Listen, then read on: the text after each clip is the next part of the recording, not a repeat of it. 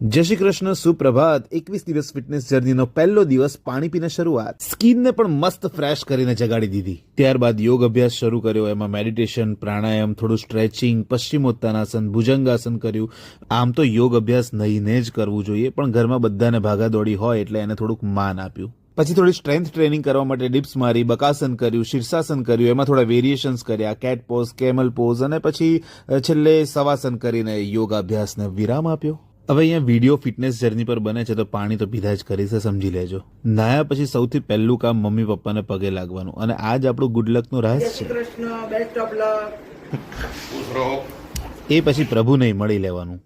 પછી દૂધ પીને થોડી વાર રહીને પ્રોટીન અને કેલ્શિયમ ઇન્ટેક કરી અને આપણે રેડી થઈ ગયા શોમાં જવા માટે। નિધિને ટાટા બાય બાય કરીને નીકળી ગયા। પપ્પા મને પિકઅપ પોઈન્ટ સુધી મૂકવા આવે છે અને પછી અમે લોકો વેનમાં બેસીને નીકળી ગયા આણંદ જવા। આખી ટીમ અહીંયા રિહર્સલ કરી રહી છે।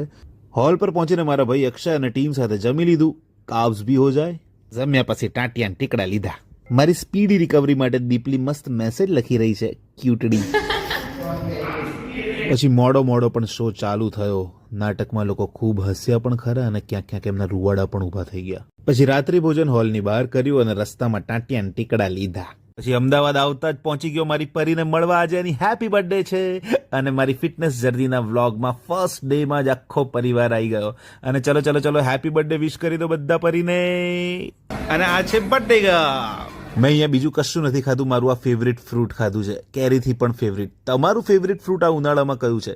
બધાએ મારા ટાંટિયા પર મેસેજો લખ્યા અને પછી એ જ ટાંટિયો લઈને હું નિધિ એટલે કે મારી જીવનસાથી સાથે ઘરે પહોંચ્યો। દૂધ પીધું, થોડી સ્કિન કેર કરી અને જય શ્રી કૃષ્ણ, શુભરાત્રી।